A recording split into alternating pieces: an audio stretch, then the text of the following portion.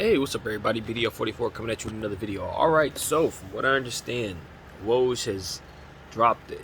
It's not a bomb if he's not giving you news, right? So he's essentially saying there's no news. I don't want to sit here and say, hey, it's a Woj bomb. Guess what? There's nothing. No, Woj has spoken and said there is no news on the Kyrie Irving, Kevin Durant, Lakers Brooklyn front. Essentially, nothing. Now, I pause because I know that the media is used as a tool for leverage, and this is no different than that. The clock is also used as a tool for leverage, as we know. So what it really comes down to is this is a holding pattern. This is a holding pattern to see if something shakes. Just like I mentioned to you guys a little bit earlier, in regards to if a certain move is made, maybe Donovan Mitchell is traded, maybe Ayton is traded. If something like that happens, what ends up happening is the possibilities for this trade to become, richer for both parties is possible. So that's one thing they may be waiting on. Another thing they may be waiting on is for them to reconvene both with their respective sides and try to figure out if they like the deals that are in front of them. Because chances are Brooklyn right now has to take a second to decompress. Because I'd imagine they've probably received over, and this is just my speculation, probably over 700 or 800 different phone calls in a matter of the last 3 days in regards to Kevin Durant and Kyrie Irving. I'm pretty sure it's been nonstop. So at this point, it's like, all right, they have to take a look at everything they've been given. It's not enough to just be in the mix of having these conversations. At some point, you got to take everything that you've been given, lay it out on the table, and look at it. And so this is good as any hour to expect something like that to be the case for the Brooklyn Nets. I mean, you got the holiday ahead, so knowing the NBA, dropping something like this on a holiday is exactly what the NBA tends to do. So maybe that's what they're looking for. But for people like myself who speak on this and speculate, honestly, for speculation purposes, I would probably say that they are just waiting on something to happen, whether it be one side or another to budge, waiting to see if someone within their own organization maybe comes to a certain conclusion. Maybe they have a standstill about what they should do moving forward. That's that kind of thing. It's like, let's look at what we have on the table. Let's see if something shakes out while we're looking at this. And if for some reason it does, maybe some opportunity that we love may pop up, because I would imagine most of what Brooklyn's looking at, they don't love. To be completely honest with you, I think they may be stunned at the fact that they can't seem to get a better deal for KD. I don't think Kyrie's a problem at all. I think Kevin Durant is a problem for Brooklyn. They got the Kyrie situation is settled.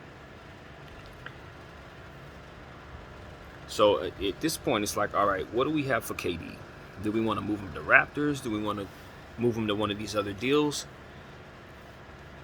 And if you're looking at those deals, the deals are probably so rich that you probably don't even know what to take. You're like, well, if I can do this, or vice versa. Maybe the deals are so lowballed. It's like, do we really want to go with any of these? What can we do for ourselves? How unhappy will he be if we just keep him here? Like, these are the type of questions they're probably asking themselves right now if they don't like any of those deals. So you guys already know what I think.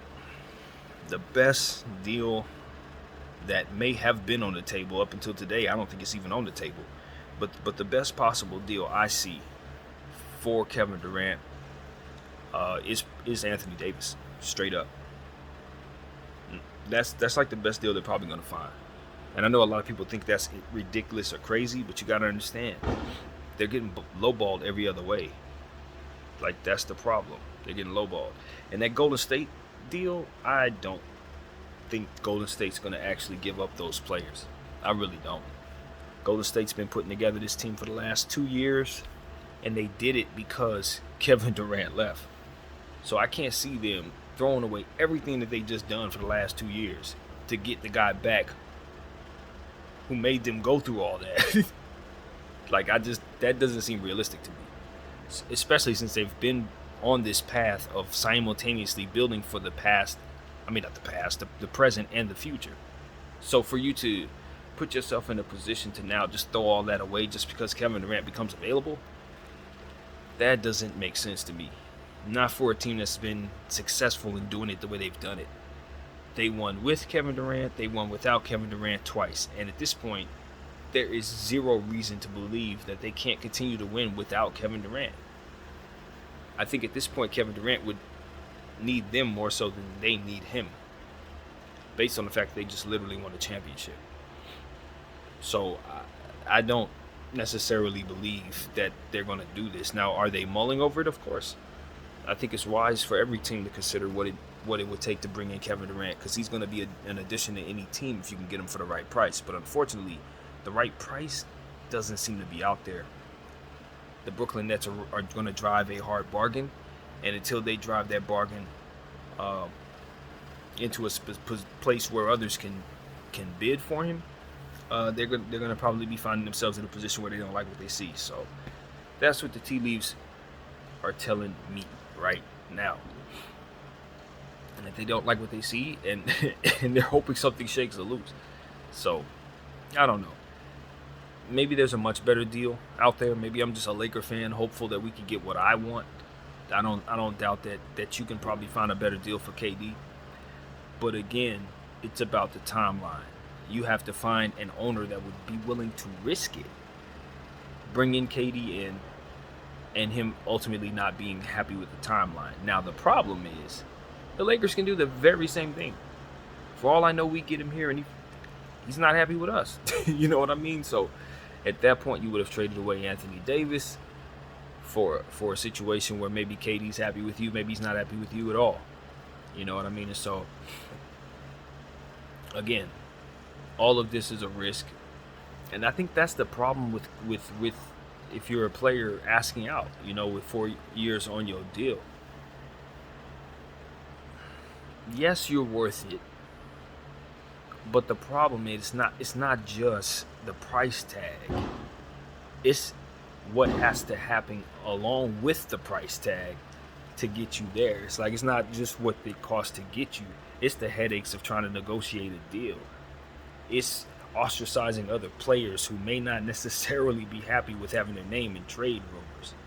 Like, that is a cost, a detriment to our franchise that's not represented in the price that we're paying for the player. It's the cost of negotiations and then the turmoil it can cause. So when you shake a loose from your team at 4 years, $1 trillion, now I have to disrupt all of that just to get involved with the conversations. If the Lakers want to acquire Kevin Durant, they got to disrespect Anthony Davis just to do so. On top of the price tag it costs to get him out of here. To get the player acquired, rather. I just look at the situation, I say, most owners are going to look at that and say it's not worth it. If they're absolutely not certain the player's not going to just up and do this again. And this is the problem. It's like, okay, yeah, I understand the situation sucks, and he should certainly want out. But this is what you run into. This is just the way it goes when that happens. So unless you have a destination in mind or a plan in place or all of that already worked out, as to which that's not supposed to even be possible because of tampering, quote unquote, then you're probably going to have yourself limited in your options, even if you're Kevin Durant. And that seems strange, but it is what it is. Especially when you're in a league where Rudy Gobert is getting traded for all that he was traded for, and DeJounte Murray's getting traded to the Hawks, play with Trae Young. It's like when you got an environment where that is taking place, it just seems kind of, I don't know, it seems like a strange world to try to get yourself traded in. It's a hard time to get traded if you're Kevin Durant. So not to mention the places that he wants to go, it's hard to get him there based on the circumstances at hand. So, can't trade for this guy because this guy's on the team. And that whole Ben Simmons thing. So it's like, all right, if you're the Nets, you just really do ask yourself, how unhappy would he be if we just keep him here? Is there someone we can bring to him to make him just sit down and play, just relax and think about playing basketball for us for at least another season while this shakes are loose? Because if I'm the Nets, that's kind of how I'm thinking about this. Because I don't want to trade him for pennies on the dollar. I don't. If I'm Sean Marks, I was unhappy with Kyrie. I wasn't unhappy with KD. I got him on tap for 4 years. And granted, he is unhappy. And he can hold out. And he does hold a lot of power. And you don't want to piss off a superstar like this. But I also don't want to decimate my team by trading them for pennies on the dollar. So it's one of those situations where it's like, if Anthony Davis isn't available, if the Lakers just say no thank you, and I look around and Devin Booker isn't available, some of these other guys, whoever it is I want, isn't available, and I got to settle for something that just isn't it. If I'm a GM, I'm going back to the owner. I'm saying we got to figure out another way to do this. Maybe we trade him at the deadline. Maybe we bring someone to him. You know what I mean? Is there someone we can trade for that will make him relax and just play ball for us? Because if you make a splash like that, if you're the Nets, while all this nonsense is going on, if you somehow make a splash like that and bring someone to him, at least it makes it easier to now make a deal for him because you have a little more leverage in your back pocket because you just made a move. You see what I'm saying? You just made a move to get better. I think what the Brooklyn Nets did was the opposite. They trading away assets for players that are just going to be role players. I promise you, Royce O'Neal is a nice player, but I promise you, there is no part of him that's worth a first-round pick. I'm sorry. It's just he's not that player yet. Maybe he'll become that for you, but you can't do that right now. Not in the midst of all this turmoil. You can't do that. And then Patty Mills, that situation, I've already gone through that. But it's just, to me, it's just like, okay, the Nets, they have to understand that these type of things, they don't help. they just don't help in the midst of all of this turmoil. But if you somehow are able to make a good move, maybe retool and find a big time player some other way, maybe K will stay. Just maybe. Because I don't see no other way. I'm not gonna lie to you. I don't see no other way. If the Nets, want to take the path that I see right now, they're gonna end up trading him for something that doesn't look too good for them. I'm just gonna be real with you. They're not gonna get what they want. They're gonna have to bring the price down, and just charge it to the fact that this is the time you decide to trade him. That's what it's gonna cost you to trade him in this era. Is all this young 22 player. You ain't getting no young 22 players because the field is not stupid. The field understands that youth is the truth. That's where we at.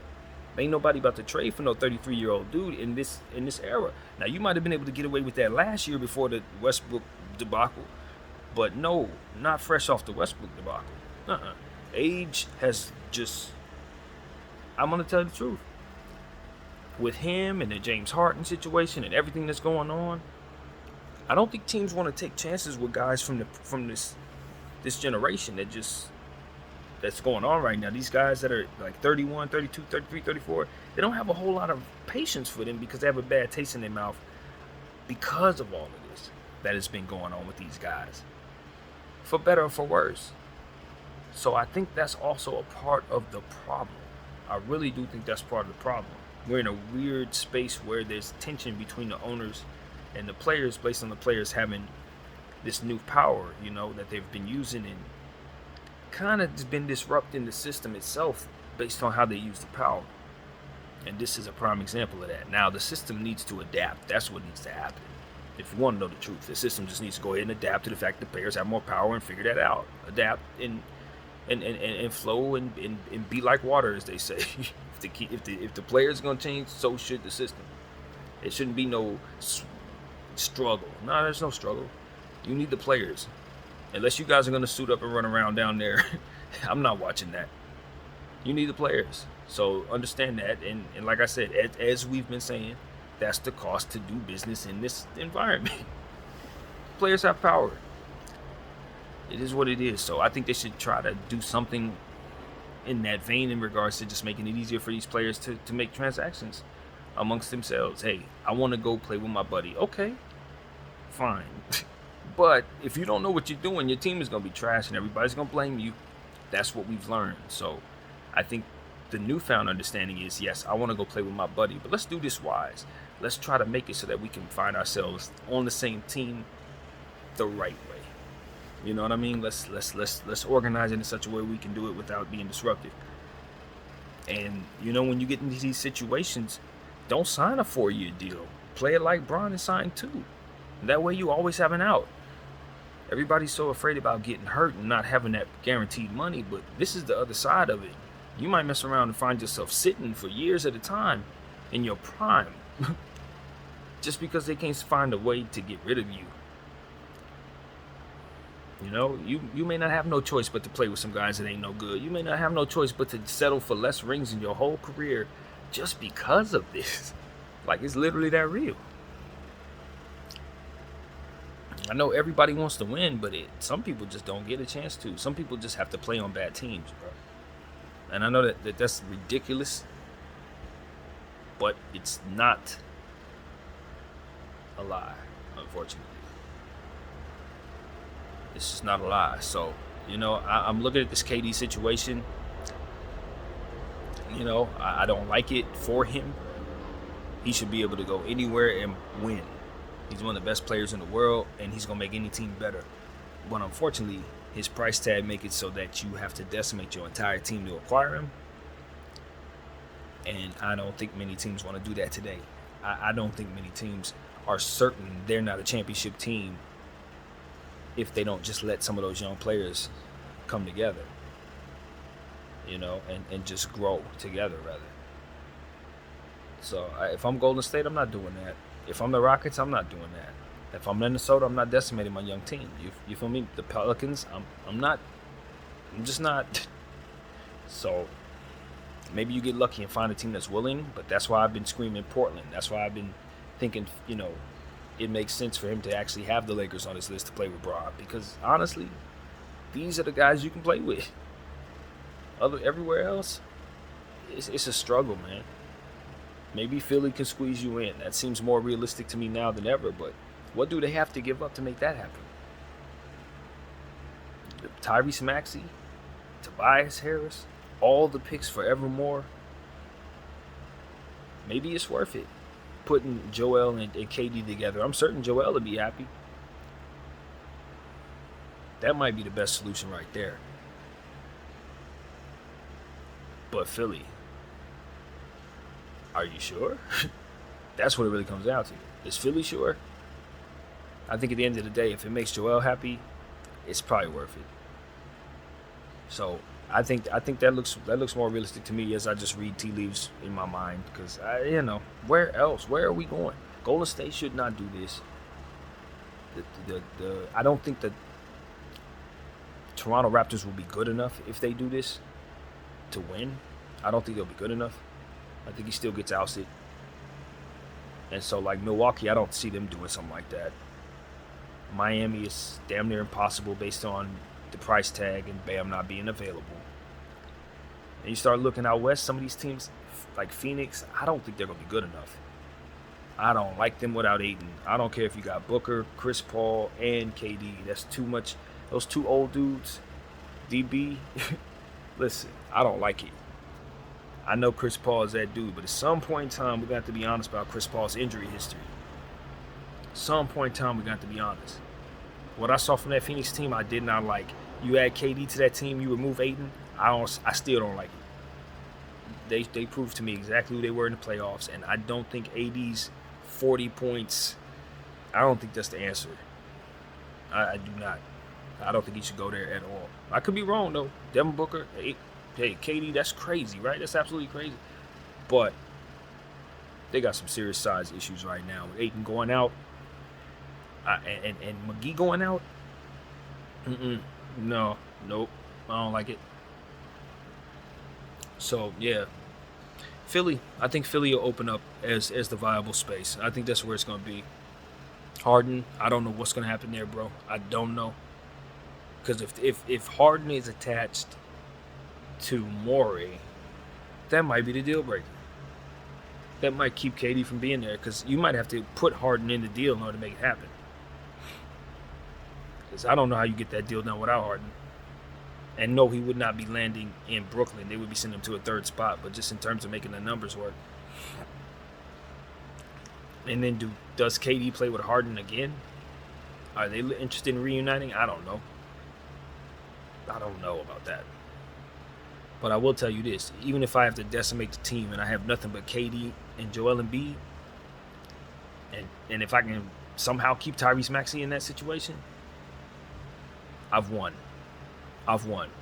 We'll figure it out. So, I don't know. That looks like a decent one to me. I don't love it, but I'm trying to figure out where K goes and still wins while they decimate the team. And it's not too many places. It's not many. If the Lakers ain't offering AD, it ain't many. I think Philly's probably the closest one I can think of. You could always go to New York. I'm telling you, you're gonna look up and see the Knicks on that list. I'm serious, because they can do the package, and you don't have to go far. You don't have to move. You might end up with Nick. After all this shakes out, KD might end up a Nick. My name is BDL44. I thank y'all for watching, and I'm out.